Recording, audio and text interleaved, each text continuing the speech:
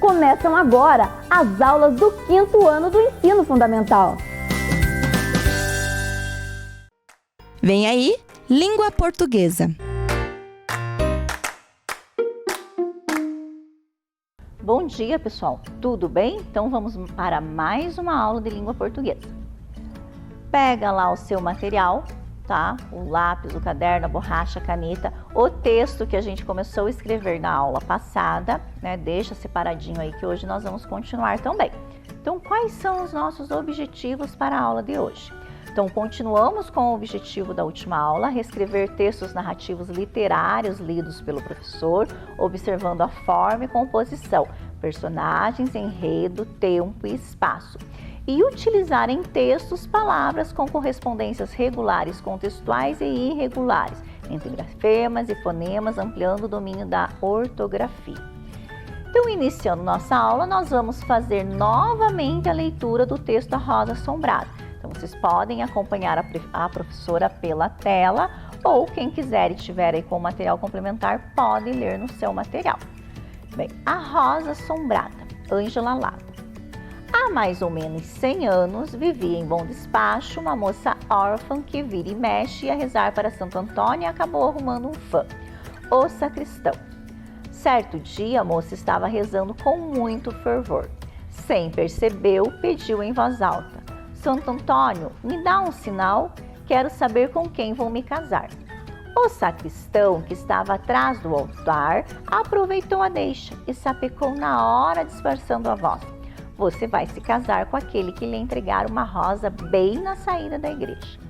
Depois tratou de sair pela porta da sacristia para pegar depressa a primeira rosa no primeiro túmulo do cemitério e ir para a frente da igreja. Acontece que o túmulo era justamente o da mãe da órfã, mas o sacristão só se lembrou disso quando a moça apareceu. Sentiu um frio na espinha. Havia muita neblina naquele final de tarde chuvoso, mas mesmo assim, olhando para o lado do cemitério, dava para ver o túmulo que tinha sido roubado. A moça vinha esbaforida com a resposta que ouvira no altar. Quando viu o sacristão lhe estender uma flor, arregalou os olhos e exclamou: mãe? Era só uma exclamação, mas o sacristão achou que a moça estava vendo a alma da mãe atrás dele. Largou a flor e saiu correndo. Vinha passando um rapaz bonito. Foi ele quem apanhou a rosa. Aí aconteceu uma coisa realmente estranha. A moça escutou uma voz muito clara: vai casar é com este. Dito e feito. Alguns meses depois, a moça se casou com um rapaz bonito. Agora, cá entre nós, quem falou vai casar é com este foi o sacristão de novo. Ele olhou para trás enquanto corria, viu o rapaz entregando a flor e adivinhou na hora. Bem, então na aula passada nós vimos aí a estrutura do texto e nós vamos rever novamente. Aí vocês vão falar: nossa, professora, já vimos em outras aulas e estamos vendo de novo. Sim, quanto mais a gente ver essa parte aqui, melhor é.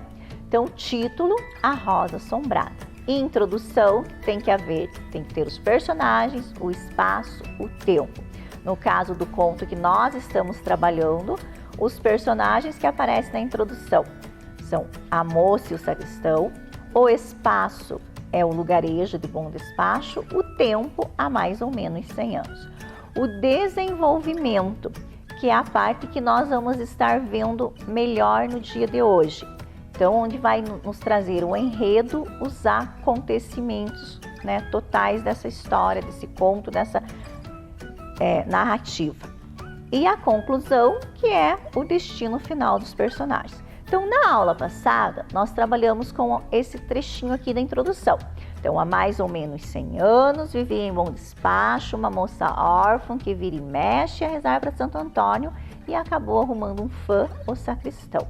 Então, vocês vão pegar aí o material de vocês e vocês vão ver lá, porque foi esse trechinho aqui que nós escrevemos, né, na aula passada. Então, mantivemos as informações principais do texto, mudamos algumas palavras, mas o texto continuou aí com o mesmo sentido. Então, olha lá, ó.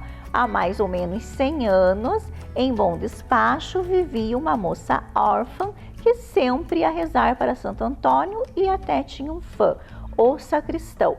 Então, aqui dá para a gente ver que a reescrita, né, ela não é uma cópia do texto. Eu estou reescrevendo, eu estou colocando no texto as mesmas informações, porém, essas informações que eu estou colocando no texto são as informações do meu jeito, né? Colocando as mesmas informações, mudando uma palavrinha ou outra. Bom, o desenvolvimento. Então, a professora vai ler novamente, por quê? Porque daqui a pouquinho a gente vai reescrever esse desenvolvimento do nosso jeito, né? E temos só que é do nosso jeito, mas nós temos que manter a história como ela é. Nós não podemos trocar, não podemos tirar muita coisa. Nós temos que tentar ser o mais fiel possível à história original. Então, certo dia, a moça estava rezando com muito fervor. Sem perceber, pediu em voz alta: Santo Antônio, me dá um sinal, quero saber com quem eu vou me casar. O sacristão, que estava atrás do altar, aproveitou a deixa e sapecou na hora, disfarçando a voz: você vai se casar com aquele que entregar uma rosa bem na saída da igreja. Depois, tratou de sair pela porta da sacristia para pegar depressa a primeira rosa no primeiro túmulo do cemitério e ir para a frente da igreja. Então, aqui nós temos um pedaço de desenvolvimento, não temos todo ele ainda. Então, observem aí que nós temos a fala da moça, temos os travessões, os 2 pontos, e nós vamos ter que manter isso a hora que nós formos reescrever. Continuando o desenvolvimento. Acontece que o túmulo era justamente o da mãe da órfã, mas o sacristão só se lembrou disso quando a moça apareceu. Sentiu um frio na espinha. Havia muita neblina naquele final de tarde chuvoso, mas mesmo assim, olhando para o lado do cemitério, dava para ver o túmulo que tinha sido roubado. A moça vinha esbaforida com a resposta que ouvira no altar. Quando viu o sacristão lhe estender uma flor, arregalou os olhos e exclamou: mãe? Era só uma exclamação, mas o sacristão achou que a moça estava vendo a alma da mãe atrás dele, largou a flor e saiu correndo. Então, aqui nós temos o enredo da nossa história, né, do nosso conto. Vejam que aqui nós temos, né, fala de novo aqui, ó, era apenas uma exclamação, né? A moça regalou os olhos e exclamou: mãe! E temos ali o ponto de exclamação. Então, são coisas a nós observarmos para a hora que nós formos escrever nosso texto. Então, nós temos que observar todas essas informações para a gente poder estar fazendo essa reescrita. Bom, e encerrando o texto, aí nós temos a conclusão, que é o final do texto. Então, vinha passando um rapaz bonito, foi ele quem apanhou a rosa. Aí aconteceu uma coisa realmente estranha. A moça escutou uma voz muito clara: vai casar com este. Dito e feito, alguns meses depois, a moça se casou com um rapaz bonito. Então, veja aqui que, né, aqui é o desfecho da nossa história. É o desfecho desse conto, desfecho da narrativa. Quando vai o quê? Vai dando aí o final do personagem, de cada personagem. Então, o sacristão já tinha, né, saído correndo, ficou a moça e apareceu um novo personagem. E aqui nós temos uma observação no final. Então, depois que acaba a história, o narrador coloca, né, entre parênteses aqui, porque é uma observação que ele faz para nós, né? Então, agora, cá entre nós, quem falou vai casar com este. Foi o sacristão. De novo, ele olhou para trás enquanto corria, viu o rapaz entregando-lhe a flor e adivinhou na hora. Bom, então nós vamos agora continuar reescrevendo o nosso conto. Então nós vamos agora pegar aí, vocês vão pegar o material de vocês, a professora vai pegar o da professora aqui, para nós continuarmos com a reescrita do texto. Bem, então nós tínhamos o título, A Rosa Assombrada, que eu espero que vocês tenham aí, né, colocado aí já né? Quem colocou aquele dia, quem não colocou vai colocar hoje. Então, a rosa assombrada, cuidando com a questão aqui do assombrada, né? A palavra assombrada com 2 S's, a palavra rosa, né? Com S, som de Z. Então, vamos estar cuidando disso e vão rever aí o que vocês já escreveram a vez passada. Então, se vocês já escreveram aí essa questão aqui, né? Então, há mais ou menos 100 anos, que era a nossa introdução, em bom despacho, vivia uma moça órfã que sempre ia rezar para Santo Antônio e até tinha um fã, ou sacristão. Vejam que a professora, na aula passada, tinha comido aqui, tirado fora o O, tinha ficado só, tinha um fã, 2 pontos e sacristão. Então, a professora arrumou ali para o sentido ficar um pouquinho melhor. Então, paramos aqui, que era a introdução. Então, agora, peguem lá o papel de vocês, eu vou pegar o meu. Por que eu estou trocando de cor? Para vocês perceberem que a introdução, ela é um parágrafo, pode ser às vezes até mais, 2 parágrafos, a necessidade que eu tiver aí para apresentar essa minha história, mas que depois eu vou trocar de parágrafo. Então, eu já coloquei um ponto e hoje, ó, nós fizemos a introdução aquele dia, hoje nós vamos continuar. Então, nós vamos começar um novo parágrafo, porque aquela ideia inicial lá nós fechamos. Então, vão ajudando a professora, vamos pensando junto e vamos escrevendo junto. Bem, então, a moça estava na igreja lá. O que aconteceu lá? Então, um dia, né, o que ela fez? Ela rezou, então, vamos lá. Um dia, ou certo dia, rezou. Como que ela rezou? Lá fala com fervor, né? Então, vamos relembrar aqui, vamos escrever com fervor também. Com fervor e falou em voz alta. Então, ela nem percebeu, né?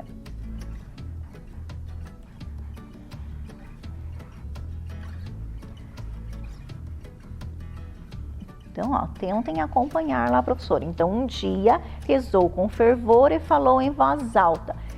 Ela vai falar. Então, o que vai aqui no final? Os 2 pontos, né? Então, um dia rezou com fervor e falou em voz alta. 2 pontos. Vou para a próxima linha pôr a fala dela. Vocês vão dizer assim, em algumas vezes, algumas histórias, a gente pode até encontrar essa fala entre aspas, ou o próprio travessãozinho aqui, mas nós vamos, né, fazer um novo parágrafo e colocar o travessão. Agora vamos lembrar lá, o que a moça fala em voz alta? O que ela pede lá para o Santo Antônio em voz alta? Que ela quer o quê? Um sinal.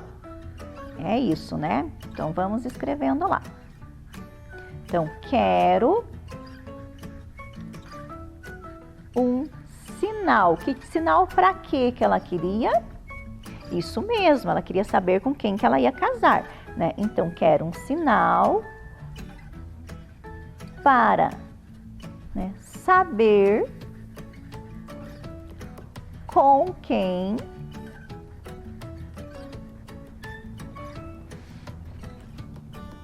irei casar. A prof não consegue escrever muito bem sentada, mas tudo bem, vamos lá.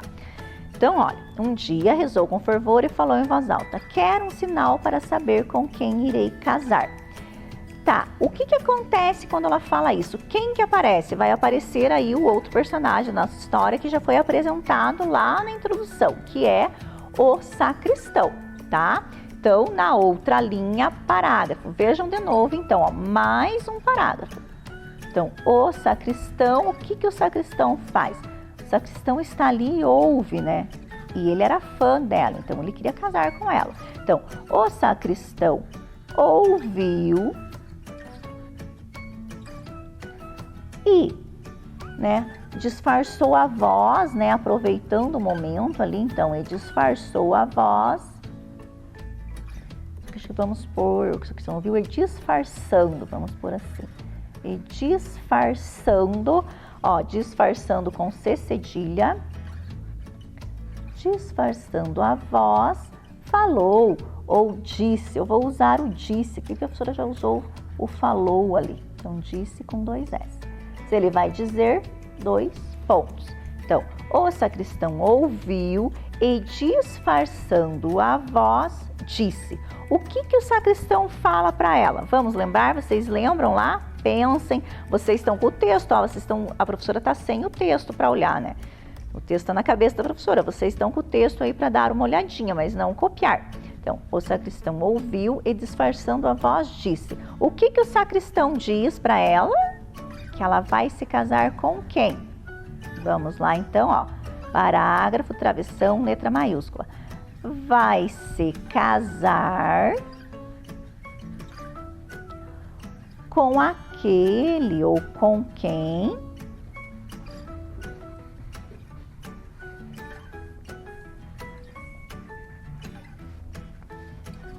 que fizeram o quê? Lembram lá?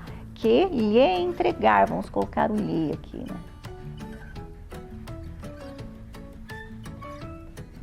Uma rosa. Na saída da igreja.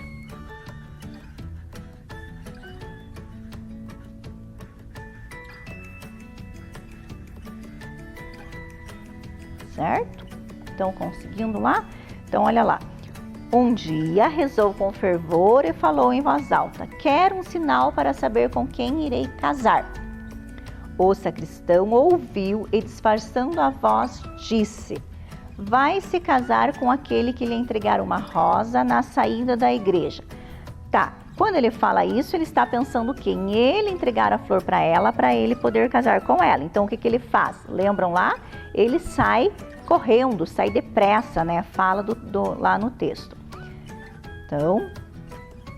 Então, saiu ou vai, né? Saiu depressa. Para quê? Para buscar, né, a flor, para buscar a rosa. Onde que ele vai buscar essa rosa? Muito bem, lá no cemitério, né? Que certo era pertinho da igreja. Então saiu depressa para buscar uma rosa.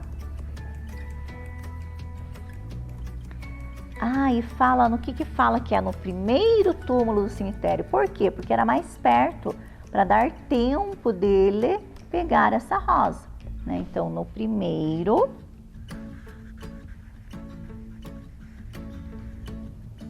túmulo do cemitério. Tomara que a pessoa não esteja comendo letra, né? Porque às vezes a gente vai escrevendo e vai comendo letra. Então, saiu depressa para buscar uma rosa no primeiro túmulo do cemitério. Tá, e daí o que aconteceu? Né? Vejam que na fala a gente usa o e daí o que aconteceu, né? Mas na hora que a gente escreve, a gente tem que tirar esse daí. Então, saiu depressa para buscar uma rosa no primeiro túmulo do cemitério. Acontece, né, que esse túmulo era de quem? Muito bem, da mãe dela, né? Então, acontece que o túmulo era da mãe da moça.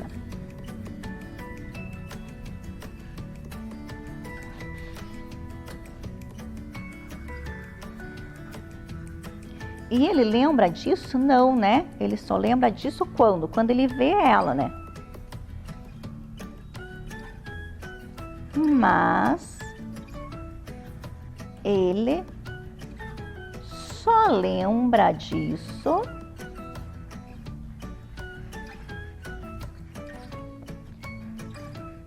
quando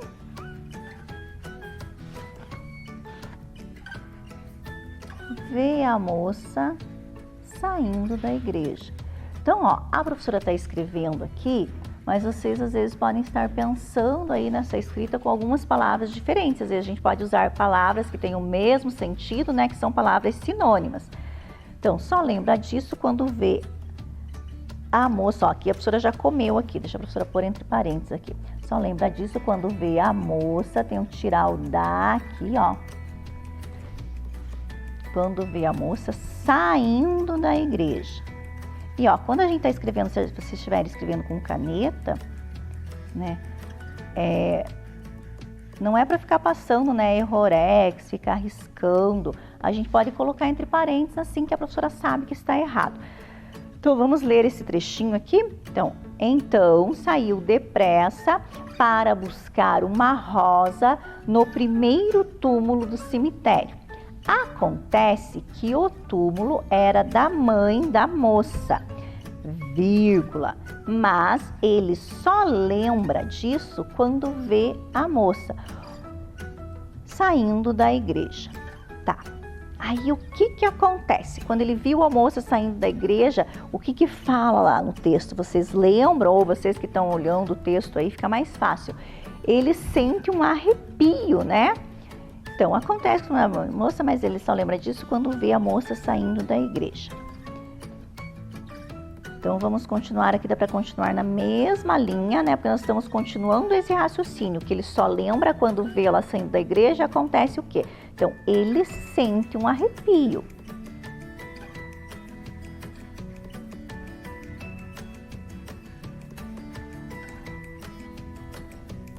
Até pra gente deixar aqui, ó, para deixar um suspense, dá pra gente pôr até uma reticência aqui.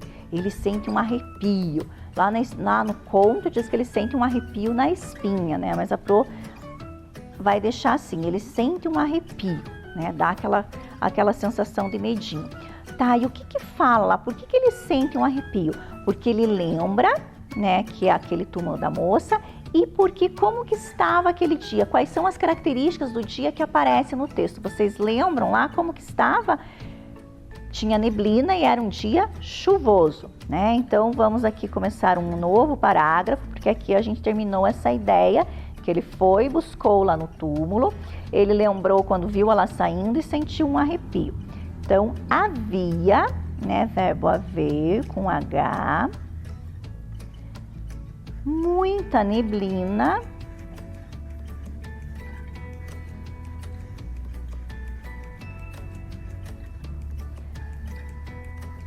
naquele dia ou naquela tarde chuvoso.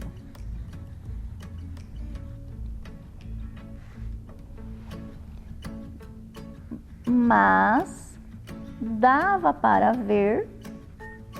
O que dava para ver, apesar de ter neblina e de estar chuvoso?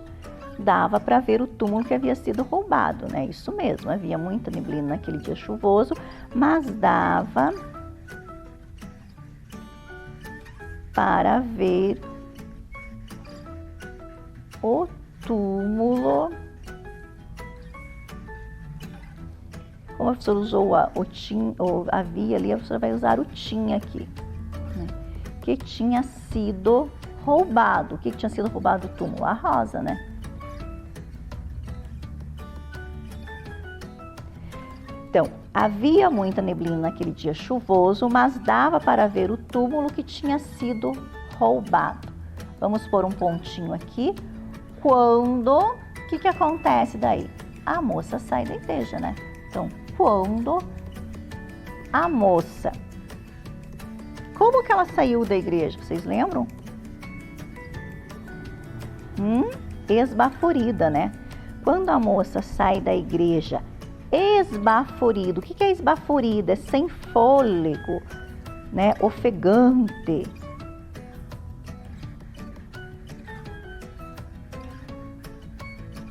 Então, quando a moça sai da igreja esbaforida, pensando no que tinha ouvido, então, quando ela ouve aquilo que ela vai casar com o rapaz que vai lhe dar uma flor na frente da igreja, ela sai, né, toda esbaforida pensando naquilo. Então, quando a moça sai da igreja esbaforida, pensando no que ouviu, e vê o rapaz com a flor, ou com a rosa, né? Vamos colocar a rosa. Com a rosa, o que acontece? Ela exclama, ela fala. Então, a professora vai ler de novo, porque eu, para escrever, tenho que estar lendo o que eu estou escrevendo. Então, havia muita neblina naquele dia chuvoso, mas dava para ver o túmulo que tinha sido roubado.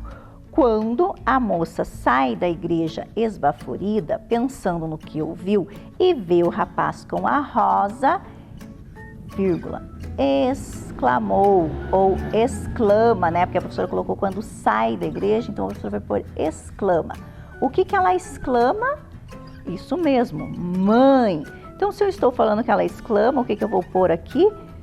Vou pôr o travessão, que ela vai falar, né? O que ela fala? Mãe. E ponho o ponto de exclamação, tá? Bom, o que acontece agora quando ela exclama mãe? O sacristão pensa que ela está vendo isso mesmo, a mãe dela. Então, vamos lá na outra linha. O sacristão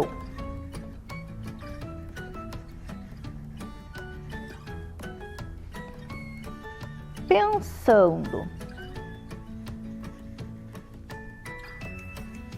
que a moça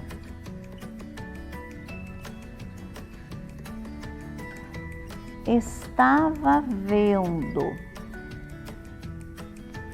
O que ela estava vendo? A alma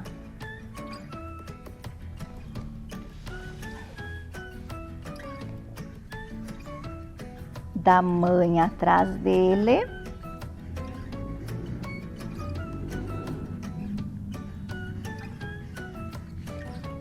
Largou a flor e saiu correndo, né? Ficou com medo.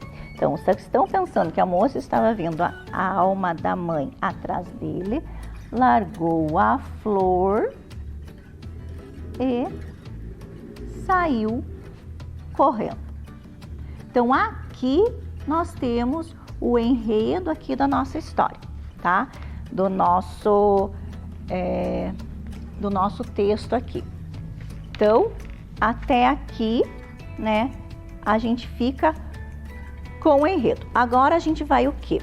Para conclusão. Então, lembra que vocês viram lá, né, o momento de suspense, o momento de clímax é aqui, né? É quando a gente chega até aqui. Então, o que aconteceu? Né? E agora ele acha que vê a mãe, mas não era a mãe, né? Nós sabemos, por isso que a professora já colocou, né? Os sacristão pensando que a moça estava vendo a alma da mãe, atrás dele, largou a flor e saiu correndo. Agora, a professora vai mudar de cor de novo. A professora vai ir para a cartolina branca, para quê? Para mostrar para vocês que agora é o desfecho, é a conclusão. Então, para mostrar bem essas três partes aí do texto, né? Então, nós tínhamos lá a introdução, o desenvolvimento da história e agora é a conclusão. E vejam, né, que às vezes as perguntas assim, quantos parágrafos tem que ter, professora? Não dá pra gente saber quantos parágrafos tem que ter um texto. A gente sabe que um texto, né, um texto narrativo, no caso, ele vai ter essas três partes. Ele vai ter a introdução, o desenvolvimento e a conclusão. A introdução eu posso fazer em um parágrafo, consigo, né? No caso desse conto nosso aqui, a gente conseguiu em um parágrafo fazer a conclusão. Mas veja, o desenvolvimento, a gente precisou de vários parágrafos, até porque aqui nós tínhamos, né, a fala dos personagens, né? Por mais que eles não estivessem conversando entre eles, mas a gente tem a fala. Então, cada vez que alguém fala, né, eu estou aqui mudando de linha e veja que a estrutura do texto fica mais bonito, fica mais bem organizado, tá? Então, agora vamos para a conclusão. O que a gente lembra da conclusão? Quando o rapaz larga a flor e sai correndo, o que acontece? Isso mesmo, aparece aí um outro personagem que até então não tinha aparecido, né? Então, estava passando por ali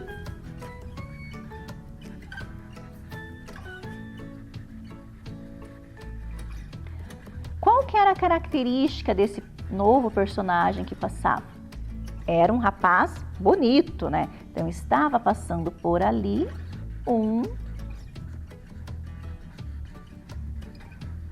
rapaz bonito. O que esse rapaz bonito faz? Ele pega a flor e entrega para a moça, né? Então, estava passando por ali um rapaz bonito que pegou a rosa e entregou para a moça. E aí? Ele entrega a rosa, né, para a moça. Então, olha lá, estava passando por ali um rapaz que pegou a rosa e entregou para a moça. O que acontece quando ele pega essa rosa? Aí acontece uma coisa estranha, né? Então, aconteceu algo estranho. O que era que aconteceu de estranho? Então, aconteceu algo estranho. Quem que lembra o que era? Isso a moça, né, ouviu claramente. Uma voz clara, né?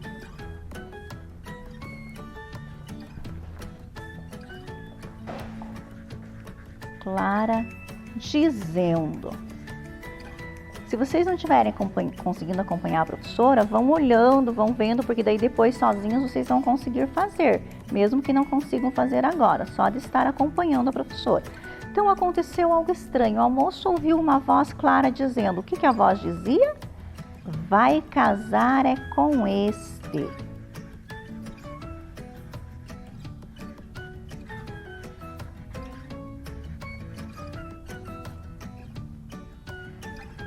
Então, a exclamação, por quê? Porque essa voz, né, vai casar é com este.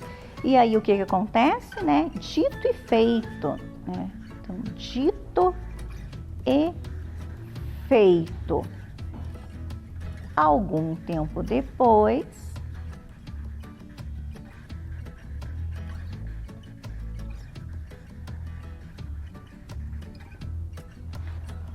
os dois se casam.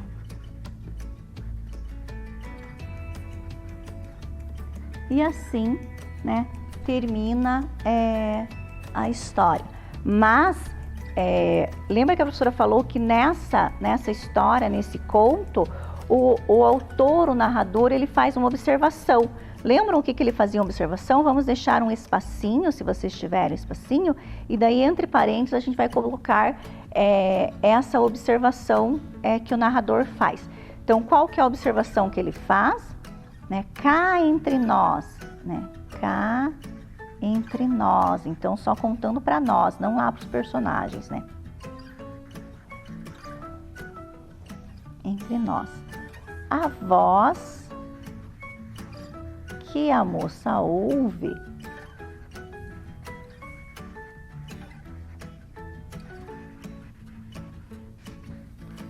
é de quem? Do sacristão novamente, né? Sacristão não tem jeito, né?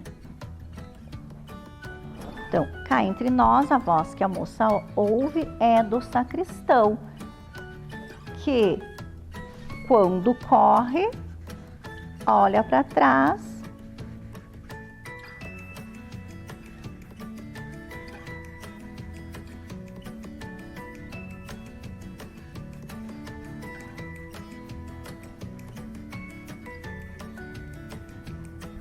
e adivinha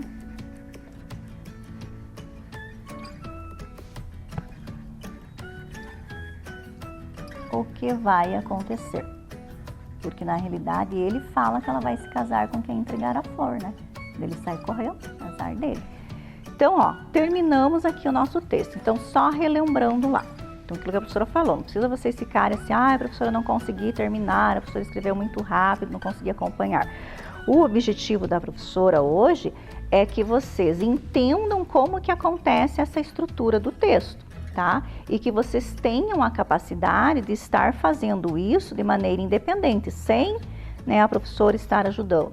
Então, lembrando o título, a introdução que eu faço em um parágrafo, colocando o tempo, o espaço e a personagem principal e dando uma pista sobre o texto. Posso fazer em mais parágrafos? Pode, mas, né, 1, 2 parágrafos dão para a introdução. Todo o desenvolvimento do texto, então o desenrolar da história, lembrando de fazer os parágrafos para ficar bem dividido, colocando isso em uma sequência correta, tá? Para não ficar um texto sem nexo, né? E aí, quando a gente chega no clímax, então quando a gente chega naquele suspense, no momento alto do texto, a gente tem que ir começando a resolver o conflito existente, né? Então, tinha-se lá o conflito, que ela queria saber com quem vai casar, vai acontecendo várias coisas e, no final, eu tenho que ter esse desfecho da história, esse fechamento da história. Então, né, a professora, o fechamento da história, a professora utilizou aqui 3 parágrafos, tá? Então, se a gente ler o texto novamente, vocês vão ver o quê? Não ficou igual o texto que vocês têm aí, o texto original. Porém, é a mesma história, tem as mesmas informações, tá? Então, depois com calma, vocês reverem, vão lendo, lê de novo o texto, mas não copia, tá? Faz do jeitinho de vocês. Tá bom? Vamos ver agora se a gente conseguiu realmente ver os nossos objetivos da aula de hoje. Vamos lá na tela? Então, olha lá, né? A gente viu o nosso primeiro objetivo aqui, reescrever textos narrativos literários lidos pelo professor, observando a forma e composição, personagens, enredo, tempo e espaço. Conseguimos, né? Hoje a gente terminou de reescrever, por mais que a professora falou, vocês vão continuar aí na casa de vocês. E aqui, né, durante o texto, a professora foi falando ali para vocês, olha a letra maiúscula, olha, né, eu roso, assombrada, como que eu escrevo. Então, a gente foi fazendo aí, olhando essas palavras e tentando escrevê-las de maneira correta. Tá joia? Então, né, tenham aí um resto de um bom dia e até a nossa próxima aula na sexta-feira. Beijinho! Vem aí, matemática.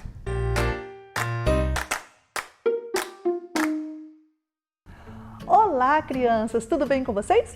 Bem-vindos aqui a mais uma aula de matemática com a professora Analim. Bem-vindos também aos alunos da Educação dos Jovens e Adultos que acompanham aqui as nossas aulas todas as manhãs. Todos vocês muito bem-vindos. Vamos para o objetivo da nossa aula? Vamos ver o que nós vamos aprender hoje? O objetivo da nossa aula, então, é efetuar multiplicações e divisões em contexto de desafios numéricos para ampliar seu repertório de cálculo. Então, é isso que nós vamos fazer na aula de hoje, né? A aula passada, né? A nossa aula anterior, a gente trabalhou com as ideias da adição e da subtração, né? Fizemos aqui os cálculos em desafios numéricos aditivos, né?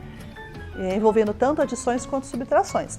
E hoje nós vamos fazer a mesma coisa, só que nós vamos pegar a ideia da multiplicação e da divisão. Isso mesmo, né? Multiplicar e dividir. Então, a gente vai usar essas multiplicações e divisões nos contextos de alguns desafios e dentro do desafio a gente vai pensando sobre as adições e as subtrações, ok? Então, nós vamos fazer isso na aula de hoje. E para a gente começar, a professora trouxe aí o primeiro desafio que vai aparecer na telinha para vocês. Procurando múltiplos e divisores. Esse é o nosso desafio. Então, vocês estão observando aí que tem alguns números, né? Estão observando que vocês vão do 2 ao 9, né? 2, 3, 4, 5, 6, 7, 8, 9. Então, esses números aí, tem alguns números dentro deles. Estão vendo que tem alguns números pequenininhos dentro de cada um? Então, ótimo. Então, presta bastante atenção nisso, que nós vamos trabalhar com essa situação agora aqui na mesa da professora.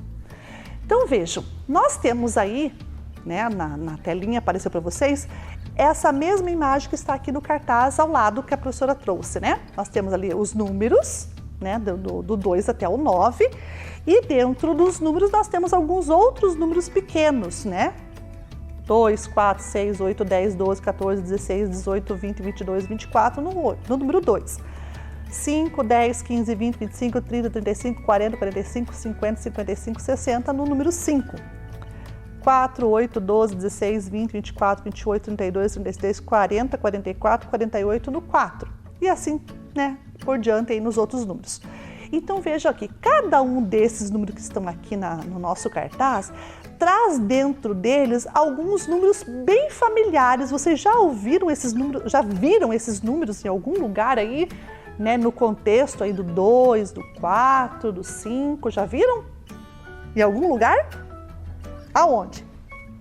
Isso, na tabuada. Muito bem, então os números que estão dentro do outro, né, desse maior, é os números que estão na tabuada dele. Então aqui no 2 nós temos os números da tabuada do 2.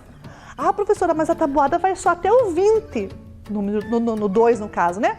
Não, não vai até o 20, eu posso continuar a tabuada até onde eu quiser com ela, né? Eu posso ir embora com a tabuada do 2. E no caso aqui, a professora terminou no 12, que é 2 vezes 12, que é 24. Né? 1, 2, 3, 4, 5, 6, 7, 8, 9, 10, 11, 12. Então, 12 vezes 2 é 24. 11 vezes 2 é 22. Então, eu vou continuando aqui. Se eu poderia ter 13, 14, poderia ir embora, se eu quisesse. Mas aqui na nossa atividade, a gente foi até o número 12, porque o que a gente vai trabalhar aqui? Todos os números que estão aqui dentro desse número maior são da tabuada dele. Então, isso significa o quê? Que cada um desses números aqui é múltiplo do 2. O que é ser múltiplo de um número? Então, nós vamos pensar aqui com a professora agora aqui na nossa lousa. Bem, quando a gente fala múltiplo, então a gente faz assim, ó, um número que eu vou multiplicar por 2, que vai ser outro número. Então, ó, né? A ideia que nós estamos trabalhando de múltiplo é essa. Um número qualquer que vezes 2 vai dar outro número que eu quero também. Então, quando a gente multiplica o fator, um dos fatores é o 2, significa que o produto que está aqui é múltiplo do 2, tá? E eu multiplico ele tantas vezes para obter esse resultado. Então, no caso ali, vamos pegar um exemplo, né? Vamos pegar aqui, por exemplo, o 5, né? 5 vezes o 2 é 10. Então, o que eu tenho? 10 é múltiplo do 2, porque eu multiplico 2 5 vezes para encontrar 10. Então, essa ideia do produto ser múltiplo de um dos fatores, que também é múltiplo do outro, né? Se a gente for pensar, o 10 também é múltiplo do 5. Mas aqui nós estamos trabalhando com a ideia da tabuada do 2. Então, nesse caso, nós temos aqui o 10 como múltiplo do 2 e do 5, porque ele é produto dessa multiplicação aqui. Ok? Então, é essa ideia que nós vamos ter aqui nesse nosso painel de números, né? O nosso painel de números serve para isso. Nós vamos trabalhar com ideia de múltiplos e divisores. E para isso, a professora trouxe uma tabela, essa tabela que está aí aparecendo para vocês na telinha agora, né? Eu tenho que pensar num número que eu posso dividir por outro, ser igual a um tanto, e nesse caso, eu estou pensando no divisor, aí eu vou ter que olhar lá no nosso quadro, né, para a gente descobrir. Então, a professora vai pegar, por exemplo, aqui um número qualquer. Vou escrever aqui na tarjeta, né? A professora vai colocar aqui, ó, 24. Então, o primeiro número que eu peguei é 24. Eu quero dividir o 24 por 3. Então, eu vou marcar aqui agora o número 3. E vou dividir 24 divididos por 3. 24 divididos por 3. Bem, eu quero a tabuada do 3. Então, nós vamos olhar lá no número 3 do nosso cartaz aqui, ó. Vamos pegar o número 3. Vamos conseguir olhar junto aqui no cartaz com a professora. Então, nós vamos olhar no número 3. Vamos procurar o 24? Olha lá, o 24 tá lá, já achamos o 24. Quantas vezes o 3 é 24? Ai, professora, mas aqui não tem 3 vezes 1, 3 vezes... Não tem, mas vamos pensar assim, ó. 1 vez, 2 vezes, 3 vezes, 4 vezes, 5 vezes, 6 vezes, 7 vezes, 8 vezes o 3. 8 vezes o 3 é 24. Então, nós vamos colocar aqui no nosso quadro, né, o número 8. Então, olha aqui agora a resposta, né, do 24 divididos por 3 é igual a 8. Muito bem. Agora, vamos fazer o caminho contrário. Nós vamos pegar e multiplicar... Ó, olha bem o que a professora vai fazer. Esse total 24, o que ele é? Ele é o total, é o número que eu tô, né, trabalhando. Então, aqui na multiplicação, ele vai ser o último. Ele é o primeiro na divisão, mas na multiplicação ele vai ser o último. Então, 24 dividido por 3 é igual a 8. E eu posso multiplicar agora o 8 vezes o 3, né, porque eu tô trabalhando com a tabuada do 3, então são 8 vezes o 3 para ser igual a 24. Então, olha o que nós fizemos aqui agora. Nós fizemos assim, ó, 24 divididos por 3 igual a 8. O 8 multiplicado pelo 3 é o 24. O que uma conta fez, a outra conta desfez. Então, esse número 24, que foi dividido em 3 partes, resultou em 8. Eu pego os 8 de resultado, multiplico pelo fator e vou ter o produto que é o mesmo que eu quis dividir no começo. Então, veja que uma conta fez, a outra conta desfez a nossa primeira operação. Então, a divisão é o contrário da multiplicação. Nós já trabalhamos isso em aulas passadas, né? Então, o que a gente vai fazer aqui? Então, vejam bem. Nós estamos pensando no divisor. Então, o 3 é divisor do 24. O 8 também divide 24. Por quê? Porque se eu trocar de lugar, troco de lugar, eu vou continuar tendo as mesmas respostas. 24 divididos por 8 é 3. Então, o número 8 divide o 24 também. E o 8 e o 3, como fatores, eu posso trocar de lugar que o produto não se altera. Ó. O fator com fator, trocando de lugar, o produto final não se altera.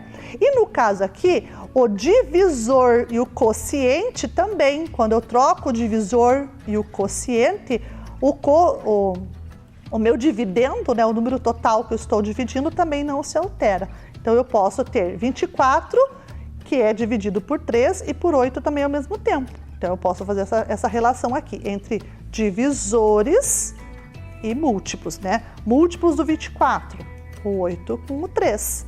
Divisor de 24, o 8 e o 3. Então, veja que nós temos que pensar nessa situação de múltiplos e divisores.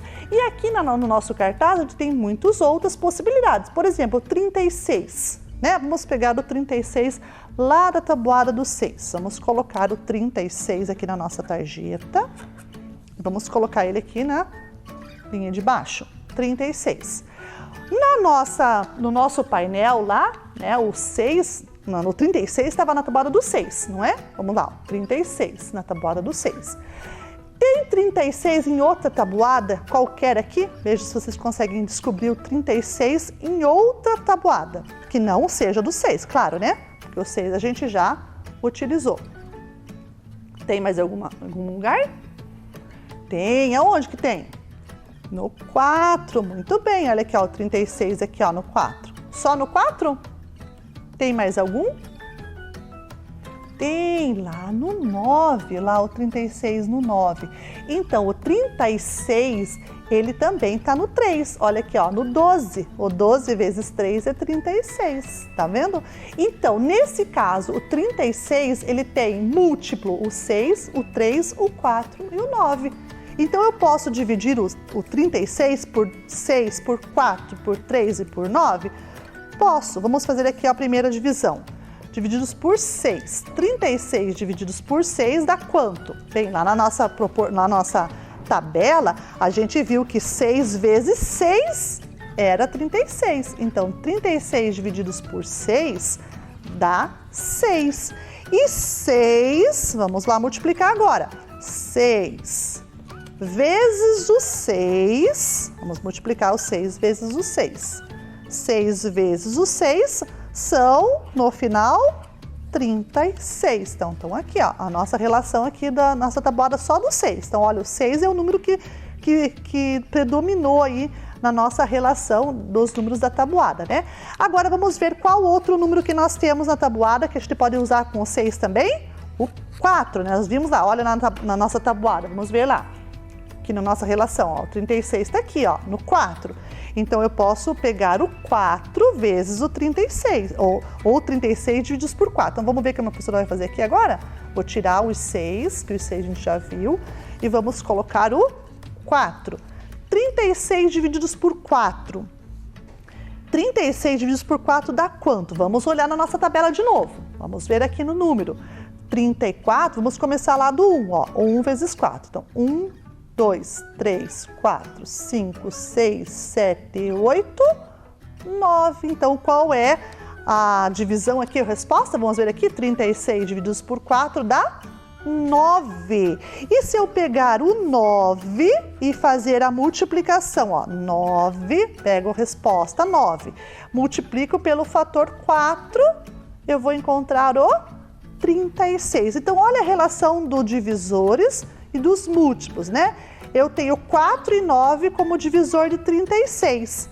E o 36 é múltiplo do 4 e do 9. Muito bem. Essa relação que nós fizemos aqui, nós podemos fazer com qualquer número que nós temos ali no nosso painel, né? Como a professora falou para vocês. A gente achou aqui a tabuada do 9, do 4 e tinha mais uma. Lembra qual era a outra tabuada que a gente tinha visto lá? Vamos voltar lá na nossa telinha, no nosso... aqui, né? Nós vimos o 36 no 3. Quantas vezes será o 3 é 36? 12, muito bem, nós já vimos. Então vamos ver o que a professora vai fazer agora aqui. Vamos tirar o 4 e o 9, que já foram. Vamos dividir por 3. Então, 36 divididos por 3 vão ser 12, né? Que a gente já viu ali na nossa relação da nossa tabela. 12. Agora, o que eu vou fazer? Como é que a professora vai continuar aqui a multiplicação dos múltiplos agora? Vou pegar o 12. Vou multiplicar por quanto? Isso, pelo próprio divisor lá, ó. 3. E vou encontrar quem? Quem que eu vou encontrar? O 36. Então, mais uma relação aqui de múltiplos e divisores, né? O fator 12 e o fator 3 multiplicados dão 36. 36 tem o 3 e tem o 12 também, porque se eu fizer assim, ó, trocar de lugar, eu também vou ter a mesma relação. 36 dividido por 12 dá 3. 3 vezes 12, 36. Então vejam aqui o que nós fizemos aqui nessa atividade desse desafio. A gente trabalhou com múltiplos e divisores, flexibilizando também o nosso pensamento numérico. Trabalhando ali, ó, com vários fatores, multiplicando um pelo outro para encontrar aquele mesmo número. Olha só no 36 quantas coisas a gente fez diferente. O 6 vezes o 6, o 4 vezes o 9, que também podia ser 9 vezes o 4, o 3 vezes o 12, que no caso aqui a gente também já viu que 12 vezes o 3. Então vejam quantas maneiras diferentes eu tenho para pensar em um único número, usando fatores diferentes. Então, isso que nós fizemos na nossa atividade agora foi também trabalhar com a nossa flexibilização do nosso pensamento.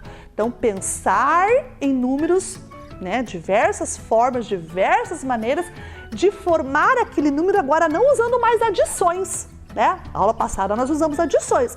Essa aula de hoje nós estamos usando as multiplicações. Então, dois números que multiplicados dão um outro número, né? No caso aqui foi o 24, que são o 8 e o 3, que poderia também ser o 4 e o 6, como a gente viu anteriormente, e o 36, que pode ser o 6 e o 6, o 9 e o 4, o 12 e o 3, e assim por diante, ok? Muito bem? Então essa relação que nós acabamos de fazer é exatamente isso que a professora vai anotar aqui agora no quadro para vocês observarem. Então a professora vai fazer aqui essa relação que a gente acabou de fazer ali. O 3 vezes o 12 é a mesma coisa que o 4 vezes o 9. Então, olha aqui a relação que a professora acabou de fazer aqui na descoberta que a gente fez. 3 vezes o 12 é igual a 4 vezes o 9. Por quê? Porque esse produto e o valor do produto desse e o produto desse são iguais. 36, 36. Então, olha aqui uma regularidade que a gente achou, né? O número 36 pode ser escrito 3 vezes o 12 ou pode ser escrito 4 vezes o 9. Ou se a gente pode inverter os fatores aqui também, 12 vezes o 3 e 9 vezes o 4. Então, e além do 6 vezes o 6, né? Que eu poderia fazer mais isso aqui, ó.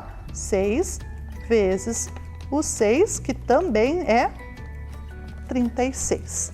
Então, olha quantas maneiras diferentes que eu tenho para fazer o número 36. Tenho, no caso aqui foram 3, mas eu poderia encontrar muito mais maneiras se eu pegasse outros fatores para trabalhar com o número 36, ok? Muito bem. Então aqui nós já trabalhamos com a primeira ideia, foi o primeiro desafio nosso. Agora vamos para o nosso segundo desafio. Qual será o nosso segundo desafio? Vamos ver aí na telinha? O nosso segundo desafio se chama Organizando os Números. Nós temos ali, ó, aparecendo para vocês, um conjunto de cartinhas numéricas, ali numeradas, né? Carta número 1, número 2, número 3. E do lado de cá, um tabuleiro com escrito conjunto A, conjunto B e uns números soltos, né? Do 0 até o 9, sendo repetido alguns deles. Então, o que nós vamos fazer nesse desafio aqui na mesa da professora? Então, olha lá. Então, nós vamos fazer assim. Nós temos aqui dois conjuntos, o A e o B, algumas cartas numeradas, né, que estavam lá aparecendo para vocês, e algumas comandas, né? Umas cartas com alguns comandos. Olha, por exemplo, essa carta aqui, ó. Nós vamos organizar, como que a gente vai trabalhar com esse desafio, professora? Nós vamos colocar aqui alguns números dentro do conjunto A, né? Já vamos ver quais são os números que a gente vai colocar aqui no conjunto A. A partir dos números que a gente vai colocar aqui no conjunto A, nós vamos arrumar no conjunto B. É isso que nós vamos acabar de fazer, ok? Então, vamos fazer aqui agora o seguinte. A primeira cartinha diz, tem uma comanda ali que nós vamos ter que descobrir qual é os números que a gente vai colocar ali. Então, primeiro, na primeira posição, aqui a gente vai colocar os números 1, vamos colocar aleatório, né? 1, 2, 3, 4, 6 e o 5. Do 1 ao 6, né? No caso, são 6 algarismos, do 1 ao 6. Então, tá aqui, ó, as posições estão aleatórias. A cartinha número 1 me dá umas dicas de como arrumar esses algarismos aqui. Se vocês notaram, no tabuleiro está escrito aqui, ó, primeiro, segundo, terceiro, quarto, quinto, sexto. Estão vendo esses números marcados ali? Quer dizer, são as posições, a primeira, a segunda, a terceira, a quarta, a quinta e a sexta posição que eu vou ter que arrumar esses números que estão aqui, tá? Então lá, o que a nossa carta número 1 diz lá? Nós vamos ter que arrumar de modo que o primeiro multiplicado pelo último resulta em 3. Qual dos números que está aqui que eu vou ter que pegar para atender a essa condição? O primeiro multiplicado pelo último resulta em 3. Então, só pode ser o 3 e o 1, né? Então, o primeiro multiplicado pelo último resulta em 3. Muito bem. Qual que é a próxima dica? O produto do terceiro com o quinto resulta em 30. Opa! Segundo com o terceiro, o quinto, desculpe, o terceiro com o quinto, né? Então, o terceiro está aqui, esse é o terceiro, o quinto está aqui. O produto dos dois resulta em 30. Qual desses que está aqui que vai estar no lugar ali para resultar em 30? Isso, ó, podemos pegar aqui, ó, o segundo era o terceiro, produto do terceiro com o quinto. Então, terceiro com o quinto, resultou em 30? 6 vezes 5 é 30? Isso, muito bem. Agora, na sequência, o segundo é o dobro do quarto. O segundo é o dobro do quarto. Então, só pode ser dobro o 4 do 2. E a gente organizou o conjunto B de acordo com as dicas que estavam nesta cartinha. Ok? Conseguiram visualizar? Muito bem. Então, nós podemos fazer agora uma segunda arrumação? Podemos, com os mesmos números. Então, vamos colocar os números de volta aqui no lugar, né? Pra gente seguir agora a segunda cartinha. O segundo e o terceiro são múltiplos. Múltiplos pode ser o 4 e o 2, o 6 com o 3, o 6 com o 2. Agora ainda não sei quais que eu vou pegar. Então vamos para outra, seguindo a sequência, para ver se a gente consegue, pela sequência, adivinhar qual é o segundo e o terceiro. Ao multiplicarmos o primeiro pelo quarto, encontramos 2. O primeiro pelo quarto. Então aqui eu já consigo, ó. Primeiro pelo quarto, nós encontramos 2. Pronto, 2 vezes 1 é 2. Opa, então eu já sei que o 4 e o 2 não eram naquela primeira condição que foi me dada, né? A segunda e o terceiro são múltiplos. O que sobrou aqui? O múltiplo sobrou entre eles quais? O 3 e o 6 são múltiplos entre eles, né? Então, o 6 e o 3 eu poderia pegar. Então, o segundo e o terceiro são múltiplos. Segundo e o terceiro são múltiplos. Beleza. Continuando. O quinto e o sexto são sequência um do outro. Sequência um do outro. Consigo fazer aqui? Consigo. Então, o quinto e o sexto. O quinto e o sexto. Um sequência do outro. Um sequência do outro é o 4 e o 5. Arrumei de novo a minha segunda organização do conjunto B a partir das dicas que nós tínhamos nessa carta numérica. Então veja, essa brincadeira, esse desafio, ele funciona assim, com um tabuleiro, com alguns números, alguns algarismos, né? Que aqui a professora usou só alguns, mas a gente poderia trocar, usar outros números aqui. E seguindo a essa dica, nós vamos organizando os números no lugar certo a partir do que está escrito na carta. Então essa é uma outra atividade de desafio aí, né, de múltiplos e divisores que a gente pode trabalhar. No caso aqui a gente trabalhou só com os múltiplos, né? Mas a gente poderia fazer perguntas também de divisores. Um é metade do outro, um divide o outro, enfim, nessa sequência, tá bom? Agora, nós vamos para um outro desafio. A professora vai mostrar mais uma outra atividade para você que dá para fazer também. Vamos lá?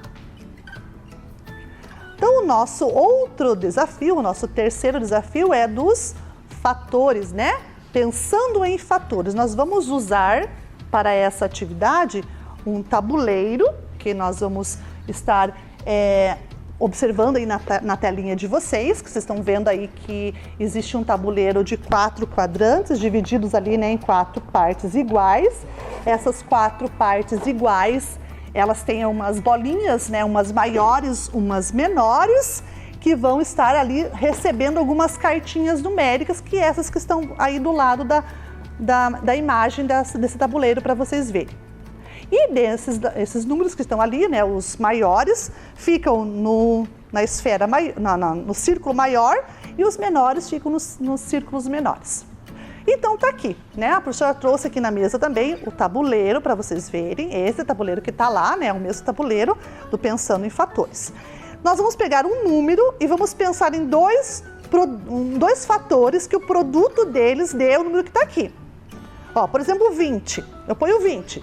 Dois números que um vezes o outro dê 20. Qual seria os dois números que um vezes o outro daria 20? Ah, professora, tem várias possibilidades. Tem várias possibilidades, mas eu quero uma delas. Me diga uma. Isso, 4 vezes o 5. Pronto, 4 vezes o 5. 4 vezes o 5, 20. Já formei o meu primeiro fator. Segundo fator, agora a professora vai pôr um outro número, 15. Eu quero dois números que multiplicados um pelo outro vão encontrar nesse produto o 15. Quais seriam esses dois números? Pensa um pouquinho lá. Quantas vezes um outro número eu tenho 15? Se eu dividir 15 em partes iguais, como que eu poderia fazer essa divisão? Isso, eu poderia dividir em 3 partes iguais. Muito bem, 3 partes iguais. Quanto cada parte seria? Se eu dividisse o 15 em 3 partes iguais, quanto seria a outra parte? Isso, seria o 5, muito bem. Então, os dois fatores são do 15. Temos outro número? Temos. Vamos pegar um outro número. 64. Quais números que multiplicado um pelo outro vai dar 64? Pense bem.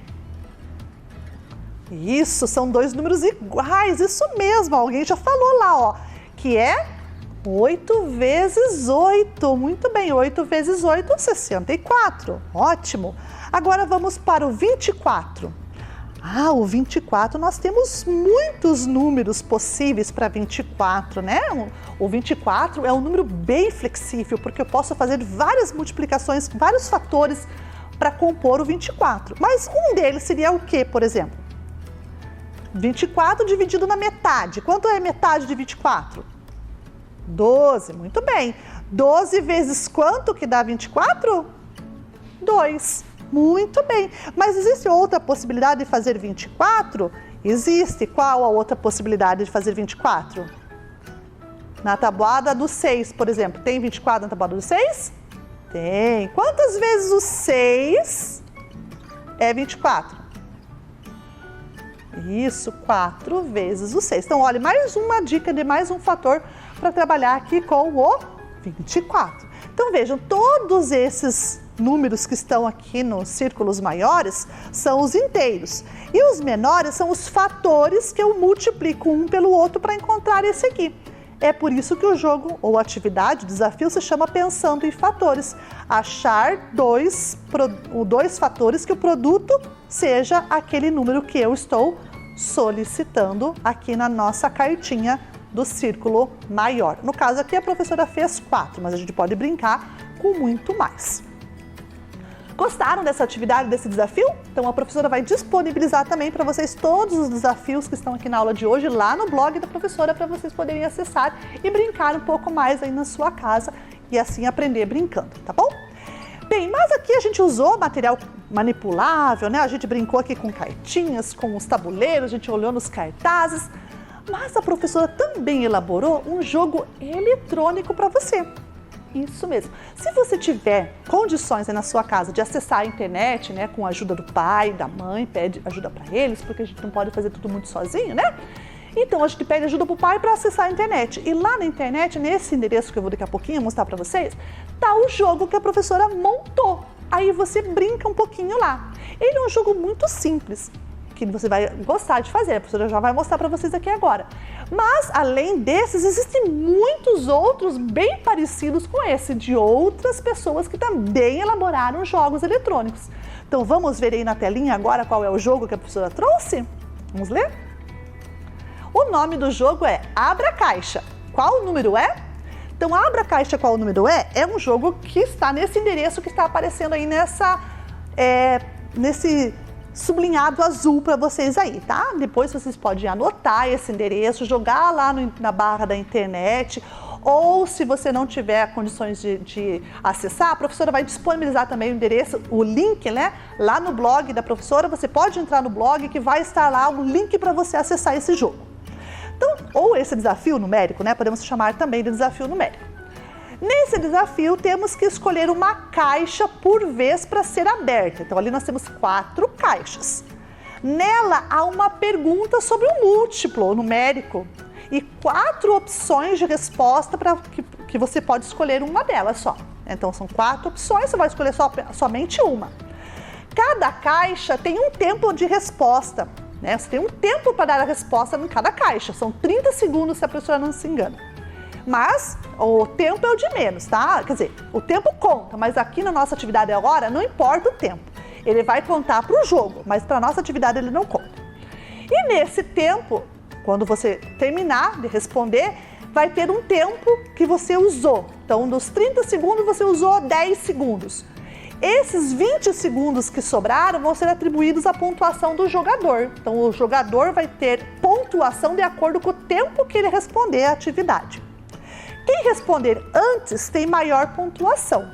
Ao final das 4 caixas abertas, somam-se todos os pontos e temos um vencedor. E aí, você pode jogar lá na internet com várias outras pessoas que também estão usando os jogos e também sendo desafiados. Nesse caso agora, a professora vai mostrar para vocês como que a gente joga, tá bom? Então agora a gente vai entrar no próprio jogo. Então a interface do jogo é essa, você vai depois clicar onde está escrito ali começar e ele vai aparecer daí para você, né, como que vai ser desenvolvido aí o jogo. Vai aparecer as caixas e vocês, no caso, vão escolher uma para poder abrir. Vamos olhar, já vai começar e já vai aparecer para vocês. Muito bem, então olha lá. Nós temos aí 4 caixas. Nós temos que tocar, abrimos uma. Olha a barrinha do tempo correndo lá em cima. 27, 26. Então qual é o quádruplo de 20? Responda para a professora aí qual que é o quádruplo de 20. 4 vezes o 20, né? Quádruplo é 4 vezes. 80, muito bem, você acertou. Vamos escolher outra caixa? 4ª caixa. Qual é o triplo de 9? Olha a barrinha correndo lá do tempo. Qual é o triplo de 9? Conta para a professora quanto que é o triplo de 9. Vamos ver se você acertou? 27, muito bem. Vamos abrir outra caixa? Número 1. Qual é o quíntuplo de 5? Olha a barrinha correndo, o nosso tempo está andando. Qual é o quíntuplo de 5? Vamos ver se você acertou. É 25, 5 vezes o 5, muito bem. E a última caixa, no caso da nossa atividade é agora, né? Qual é o dobro de 12? Esse é fácil, né? Dobro de 12 é 2 vezes o 12. Essa você vai acertar de primeira. Qual é o dobro de 12? Isso, vamos ver se você acertou? Muito bem! 24. E aí nós acertamos as 4 perguntas das 4 caixas que a gente abriu. E aí no final do jogo ele te dá a pontuação e o tempo que você usou para resolver aquela atividade daquele desafio numérico. Igual a esse, tem muitos outros lá na mesma página, que é nesse endereço que apareceu. Vamos dar mais uma olhadinha lá de novo para vocês verem o endereço? A gente vai ali o endereço, ó. https://, daí wordwall.net/pt. Daí o restante ali você copia também para você poder colocar lá na barrinha do seu navegador de internet, tanto no celular quanto no computador ou no tablet. Você digita Wordwall e vai aparecer para vocês um monte de jogos parecido com esses e diferente também, tá? Tem outros jogos lá para você se divertir também, da matemática, e além deles tem jogos de ciências, de português, de história, de geografia. Você pode brincar e aprender ao mesmo tempo. Então entra lá nessa página que você vai ter bastante coisa legal, tá bom? E aí, terminamos a nossa aula de hoje, já estamos aí na reta final. Vamos só lembrar do nosso objetivo. Qual era o objetivo da nossa aula de hoje? Efetuar multiplicações e divisões em contexto de desafios numéricos para ampliar seu repertório de cálculo. Muito bem, então olha, nós brincamos aqui na mesa com vários tipos de desafios numéricos usando material manipulável. Olhamos e procuramos aqui múltiplos e divisores nos cartazes. A professora apresentou para vocês um jogo eletrônico aí, né? Um game da internet que você pode entrar lá e brincar um pouquinho para se divertir e ao mesmo tempo aprender, porque o legal dessa diversão que tá lá é o tempo, né? A gente se desafia e você pode brincar várias vezes. Você aperta de novo, jogar de novo, até você conseguir uma pontuação maior para você. E fica bem legal, porque ali você pode fazer quantas vezes você quiser, não é limitado, tá bom? Então vai lá, acessa, brinca, joga, se diverte e aprende ao mesmo tempo, que isso que é o mais importante, ok? Bem, para vocês ficarem também um pouquinho mais, né, feras aí no nosso tema da nossa aula de hoje, a professora trouxe a tarefa. Vamos lá? Vamos ver a tarefa? Então a tarefa é parecida com aquele que nós fizemos aqui na nossa tabela, né? Eu vou dividir 32 por 4, que eu vou ter uma resposta. Daí lá do outro lado, 4 vezes essa resposta é igual a 32. Então eu quero que você me procure qual é esse número aí, que é o divisor do 32 e ao mesmo tempo, né, que divide o 32 também, ele multiplicado por 4 vai ser um múltiplo do 32, tá bom? Então vai ser o divisor do 32 e o 32 vai ser o múltiplo dele, né? Nesse sentido. Então o 32 é o divisor, vai ser o múltiplo desse número e esse número vai ser o divisor do 32. Então eu quero que você me procure qual é esse número que está faltando aí nessas 6 operações de dividir e, consequentemente, nas 6 de multiplicar. Lembrando, é o mesmo número, tá bom? Ó, 32 divididos por 4 vai ser um tal número. Lá do outro lado, você vai completar com esse mesmo número, que é 4 vezes ele, que vai ser igual a 32. E assim com todos os outros, ok? Muito bem, então tá aí a tarefa, tá aí a nossa aula, né, já realizada. Nós já estamos indo embora, mas eu espero que vocês tenham gostado, mas principalmente aprendido, que é isso que é o mais importante, tá bom? Então a professora vai ficando por aqui, meus amores. A gente se vê na próxima aula. Um beijinho e até lá! Vem aí, Formação Humana, Ensino Religioso. Bom dia, crianças! Tudo bem com vocês? Eu sou o professor Fernando e eu estou aqui para uma aula de Formação Humana e Ensino Religioso. Vamos começar? Antes de dizer para vocês os objetivos da nossa aula, eu quero fazer 3 perguntinhas aí que vão nortear, vão aí dar o pontapé em todo o tema da nossa aula. Vamos observar? Então olhem aí, são 3 perguntas que se vocês já vêm assistindo as aulas direitinho aí, vocês vão saber responder muito facilmente. A primeira delas então, o que é arte? Eita, vocês devem estar pensando, por que será falar sobre arte numa aula de ensino religioso, né? Mas tenta responder essa pergunta. Lembra lá das aulas de arte e pensa no que é arte. Tem uma palavrinha que explica bem o significado dessa pergunta para vocês. Vamos para a próxima? O que é religião? a gente já viu, né? Eu perguntei para vocês o que é arte, agora eu estou perguntando para vocês o que é a religião. Também, se vocês vêm assistindo as aulas de ensino religioso aí, bem certinho, vocês vão conseguir responder de maneira bem fácil. Acho que vocês já pensaram aí, né? Nesse momento é só para responder aí através do pensamento. E a terceira pergunta, o que as duas coisas, a arte e a religião, têm em comum? Será que elas têm coisas em comum? Eu sei que vocês já tiveram aí uma aula há um tempinho atrás que falava sobre a conexão, né, da religião com a arte. Mas hoje a gente vai rever um pouquinho dessas questões para tentar responder a essas 3 perguntas aí. Então, até o final da aula, o professor vai explicar o conteúdo para que vocês consigam sempre responder essas 3 perguntinhas aí. O que é arte, o que é religião e o que as duas coisas têm em comum. Bom, o que a arte e a religião têm em comum então? Então olha esse menininho aqui, ó. Os seres humanos, eles se expressam. O que é se expressar? É falar sobre os seus sentimentos, falar sobre as coisas que as pessoas estão sentindo, né? Isso é algo nosso, a gente fala isso a todo momento, a gente se expressa a todo momento, né? E a gente pode se expressar de várias formas possíveis. Uma delas é através do quê? Da arte. E a linguagem da arte, ela possui aí algumas manifestações, né? Alguns outros tipos de linguagem que a gente pode utilizar, né? Mais especificamente, porque a arte é um conceito muito amplo. O que a gente pode aí definir como uma produção artística? As artes visuais, que são os quadros, as esculturas, a arquitetura, e aí uma variedade de tipos de arte que a gente aprecia através da observação, né? Por isso que é uma arte visual. A música, que eu não preciso nem explicar para vocês o que é, porque todo mundo sabe, né?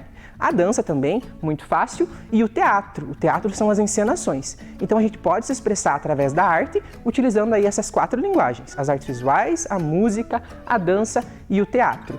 E além disso, né, os seres humanos, eles também podem expressar o quê? A sua religiosidade, ou seja, a sua fé, o seu pensamento aí em algo superior, em algo que a pessoa acredite, né, e é uma crença que aí, né, vai pela vida inteira. E uma curiosidade é que a expressão da religiosidade, ela pode ser feita, né? A expressão da fé, ela pode ser feita através dessas 4 linguagens da arte. E isso não é que só pode ser feita, sempre foi feito. A história da humanidade sempre esteve conectada à produção artística com o pensamento religioso, e é isso que a gente vai ver na aula de hoje. Então, o que a arte e a religião têm em comum? A arte possui uma relação longa e complexa com a religião. Então, há muito tempo, os seres humanos se relacionam com a arte com a religião. Pois na maior parte da história humana, ambas tiveram uma sintonia direta. Existem inúmeras produções artísticas que se relacionam diretamente com a espiritualidade. E, por meio delas, podemos observar como as civilizações de diferentes tempos e espaços expressaram a sua fé utilizando as artes. Então, se expressar através da arte não é algo que só agora as pessoas fazem. Pelo contrário, né? A gente sabe aí, observando diversos tipos de arte, que foi algo usado aí por muito tempo e desde lá do início da história. Então, sendo assim, os objetivos da nossa aula de hoje são entender que os seres humanos sempre expressaram as suas religiosidades por meio das linguagens artísticas. E também conhecer manifestações artístico-religiosas de diferentes povos da antiguidade. Por que diferentes povos da antiguidade? Porque para a gente entender a história, para a gente entender como as coisas chegaram em como estão hoje, a gente precisa olhar para o passado, precisa ver a história. Então, vamos começar observando essa linha do tempo aí que o professor trouxe da história geral. O que é a história geral? A história da humanidade aí como um todo, né? Mas no recorte da história ocidental. Então, a gente sabe que começa ali a história da humanidade com a pré-história, que é aquele momento em que os homens das cavernas ainda desenhavam nas paredes, né? A gente vai falar bem especificamente sobre isso daqui a pouco. Aí chega na Idade Antiga. A Idade Antiga foi um período do tempo aí onde os egípcios, os gregos, os romanos foram as civilizações mais importantes e fizeram várias coisas que existem até hoje. Aí a gente chega na Idade Média, que é o período da história, tem um período específico da história, onde a arte e a religião, ou melhor, onde a arte ela só podia servir à religião. Então, durante o período da Idade Média, os artistas não podiam criar aquilo que eles queriam, eles tinham que criar obras de arte que servissem para ensinar aí a fé cristã, no caso, né? Aí vem a Idade Moderna, né? E onde teve aí as grandes descobertas, no caso, e a Idade Contemporânea, que é o período em que a gente está hoje aí representada por esse homem na Lua, né? Mas a gente vai falar especificamente sobre o tempo passado. Por quê? Porque a Idade Contemporânea, ela é o tempo presente. E mais especificamente ainda, a gente vai falar sobre a pré-história, sobre a Idade Antiga, né? E sobre a Idade Média. Vamos começar então. O que a arte e a religião têm em comum nesse sentido? Em tempos antigos, a produção artística está ligada aos mitos, à magia e à religiosidade. Atribui-se às produções artísticas uma dimensão de mistério e de sagrado. E o sentido religioso está ligado à arte em diversas culturas. Então não é só aqui no Brasil, né? A gente viu a história da linha do tempo, sabe que não é só no Brasil, mas em todas as partes do mundo as pessoas se expressam a sua fé através da arte. Bom, então vamos começar lá pela pré-história, que é aí o início da história da humanidade. Por que é pré-história? Porque ainda não existia a escrita. Então tudo que a gente sabe sobre a pré-história vem dos desenhos. Então, para a gente entender como eles se expressavam aí através, o que eles pensavam, o que eles sentiam, a gente observa os desenhos, né? Desde a arte rupestre, inventamos e reinventamos a linguagem do desenho.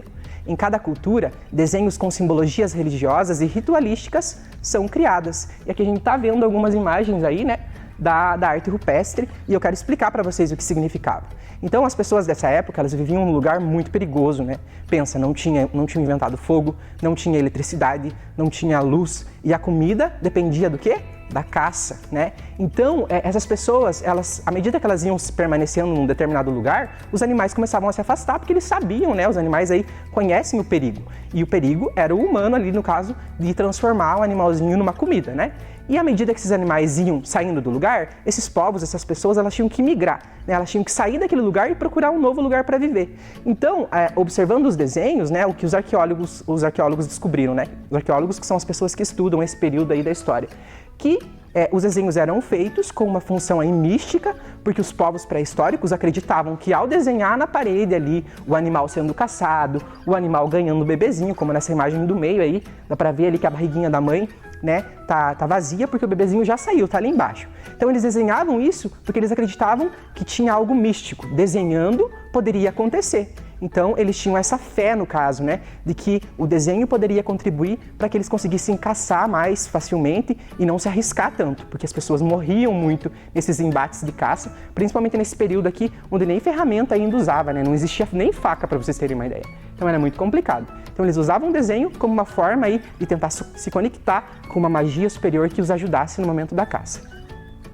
Bom, aí, avançando um pouquinho na história, a gente já chega na primeira civilização antiga aí, né? Na primeira que o professor vai falar. Claro que existiram outras no decorrer da história. Mas o Egito usou também, né? Muitas manifestações artísticas eram totalmente ligadas com a ideia do religioso. Os egípcios encontraram nas pinturas, esculturas e arquitetura meios para se comunicarem com os deuses. Então eles acreditavam que os desenhos, as inscrições, tudo isso era uma forma de se comunicar com os deuses. Aqui a gente tem as pirâmides. As pirâmides, elas são aí a principal construção, né, no caso arquitetônica dos egípcios, e elas nada mais são do que grandes túmulos para os faraós. Por quê? Porque os faraós eram observados por todo mundo que vivia naquela época como os representantes de Deus na Terra. Então é claro que o túmulo de um representante de Deus da Terra tinha que ser bem grandão, como aí a pirâmide do Egito, né? E além disso, algo que era muito presente naquela época também e que servia para ajudar aí, né, nos rituais e tudo mais, era a música e a dança, né? Então vamos ver o que está escrito no texto. A música era parte fundamental dos rituais religiosos e funerários no Egito Antigo. Juntamente com o canto e as recitações de hinos, acreditava-se que a música promovia a presença divina, apaziguando e afastando as forças terríveis, né, e temíveis e indesejáveis que porventura poderiam manifestar-se durante os rituais. Então as danças, a música, o canto, eles acreditavam que afastavam as energias ruins para que eles ficassem protegidos naquele momento. Então a gente já viu a arquitetura, viu as pinturas, viu a música e a dança também, que eram utilizadas nos rituais. Então a arte era totalmente utilizada aí né, no caso, para louvar os deuses egípcios. Eles eram politeístas, ou seja, eles acreditavam em mais de um deus. Não é como a fé cristã, que provavelmente a maioria de vocês tenha, que acredita só em um deus. Avançando um pouquinho na história, a gente chega na Grécia, nos gregos, né, na civilização grega. E a Grécia é considerada aí o berço da civilização. Então, vamos entender um pouquinho da história, da relação da arte, né, grega com a religião? Então, os gregos, assim como os egípcios, também eram politeístas, ou seja, eles acreditavam em múltiplos deuses. Isto é, né, acreditavam em vários deuses, assim como a maioria dos povos da antiguidade. Então a diferença dos deuses gregos, né, é porque os gregos acreditavam que esses deuses eles serviam as pessoas, então eram deuses aí um tanto quanto humanizados. Os deuses gregos possuíam características humanas, defeitos e qualidades. Olha que legal, né? Não é um deus perfeito, não é algo assim que está fora do alcance. Pelo contrário, era alguém que era próximo deles ali e que também tinha defeitos, fraquezas e paixões, então era bem humanizado mesmo. A diferença existente entre eles e os humanos é que os deuses eram imortais. Então a única diferença era essa, que os deuses, no caso, não morriam, enquanto que os humanos morriam. Essa era a principal diferença entre um e outro. Aqui a gente tem alguns desenhos, né, de 4 deuses aí da época da Grécia, né, deuses gregos. Eu não trouxe os todos, porque são muitos mesmo, eles acreditavam em vários. Aqui vocês têm aí 4 desenhos. O do deus Zeus, da deusa Hera, do deus Poseidon e da deusa Afrodite. Vamos conhecer um pouquinho aí sobre a história de cada um, sobre o que cada um representa lá para os gregos? Então vamos começar aí pelo Zeus. Ele é o deus maior, é o governador do Monte Olimpo, é pai dos deuses e dos homens. O seu casamento mais conhecido foi com a deusa Hera, né? É o senhor dos céus, é o deus supremo da mitologia grega. Então ele é o principal deus. Já Hera é a esposa do deus Zeus, né? É conhecida como a rainha do Olimpo. Representava o nascimento, o casamento, a fertilidade, né? E a fidelidade, ou seja, o fato das pessoas aí se manterem fiéis umas às outras. O Poseidon é o deus dos mares, dos rios, dos oceanos, das tempestades, dos lagos, dos cavalos também, e é de acordo com a mitologia grega, então é uma figura muito importante também.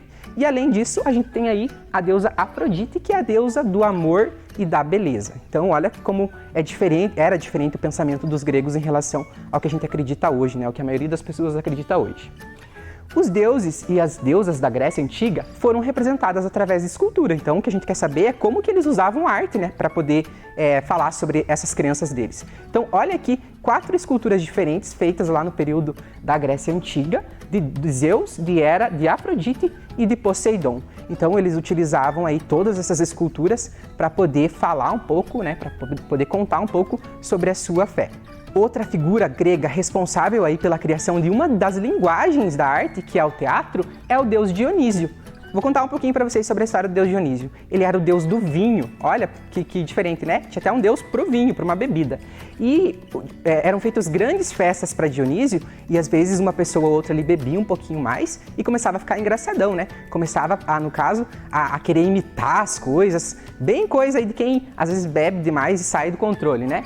E aí, quando as pessoas começaram a representar, né, começaram a imitar o Deus, perceberam que isso era legal, que encenar, que fazer de conta que era uma outra pessoa, era algo divertido. Então, ao Deus Dionísio é colocada aí, é responsável, né, de certo modo, pela criação do teatro. Os gregos têm aí uma grande história com o teatro e essas encenações começaram lá naquela época.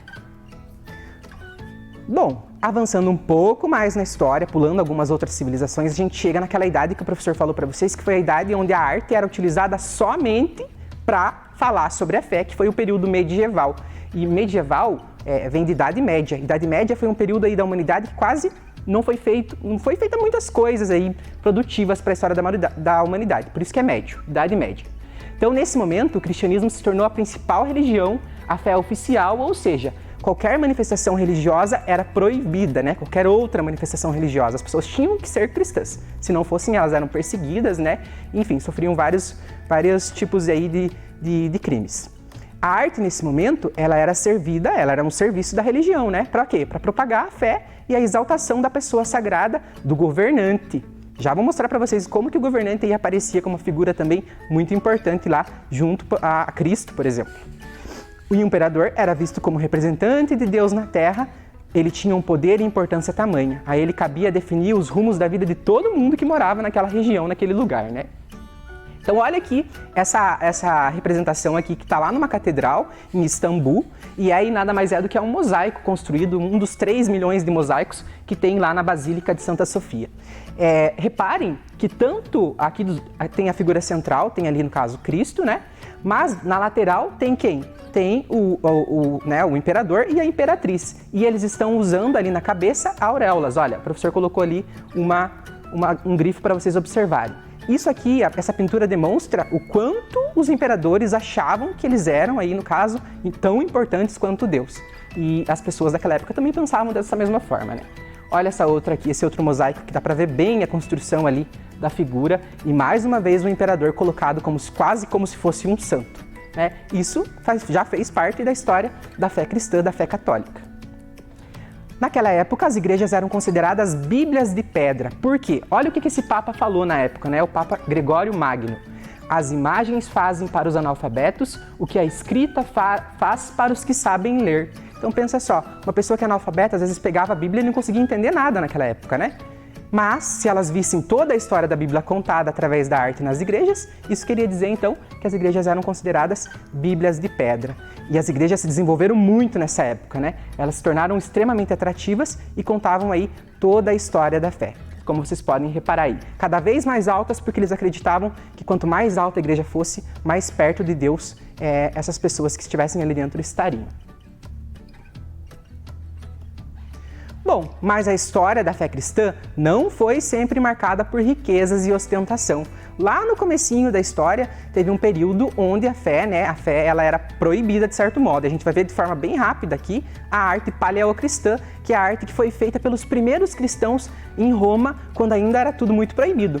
E eles faziam isso de forma escondida dentro de catacumbas. Por quê? Porque se o imperador visse alguém ali propagando uma fé que não era a fé oficial, eles iam perseguir e matar, como acontecia lá, né? No caso, dentro do Coliseu, por exemplo, que tem vários filmes que falam sobre isso. Então era tudo escondido dentro de tumbas que são os lugares onde as pessoas são aí sepultadas, né? E olha aí os símbolos que foram criados nessa época, os primeiros símbolos da fé cristã.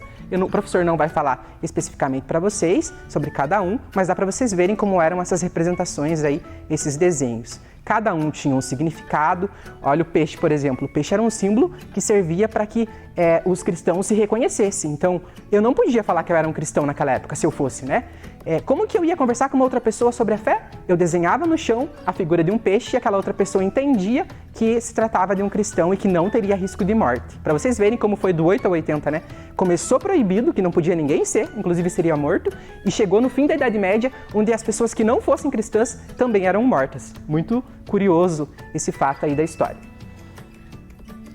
E aqui mais dois, né? A espiga de trigo e a serpente, que representa o mal. Vocês podem pesquisar mais sobre esse assunto, é só vocês colocarem arte paleocristã. Então, na Idade Média, durante toda a Idade Média, a arte foi um período, né? Foi um período aí da história da Idade Média, onde a arte era considerada um instrumento para a propagação da fé cristã. E agora, chegando no fim da nossa aula, eu quero deixar uma pergunta que está na tarefa de casa de vocês, né? Eu quero que vocês pensem um pouquinho a respeito disso. No início de sua história, a fé cristã era proibida pelos romanos. Os cristãos precisavam praticar suas crenças e rituais de maneira escondida, para que não fossem perseguidos e até mesmo mortos. Você considera correto que uma pessoa seja perseguida por exercer sua fé? Esse tipo de situação ainda ocorre, seja com pessoas que praticam o cristianismo ou de outras denominações religiosas? Então pense aí, será que é correto a gente perseguir uma pessoa por ela não acreditar naquilo que a gente acredita? Acho que não é muito bacana, né? Mas eu quero saber a opinião de vocês. Então lá na tarefa, esse exercício aqui é o exercício do número 4. Tem outras questões que são aí, se vocês prestaram bastante atenção na aula, vocês vão saber responder muito facilmente, né? E uma delas foi essa que o professor colocou para vocês ali anteriormente. Bom, crianças, eu espero que vocês tenham gostado. Vocês viram que o professor fala bastante rápido, né? Porque é um mundo de informações, tem muito mais coisa para falar sobre isso. E eu espero que a gente tenha mais oportunidade de falar um pouquinho sobre essa conexão aí entre a arte e a religião. É uma coisa muito bacana e a gente descobre aí várias coisas curiosas. Então, um abraço, um beijo, se cuidem e até a próxima!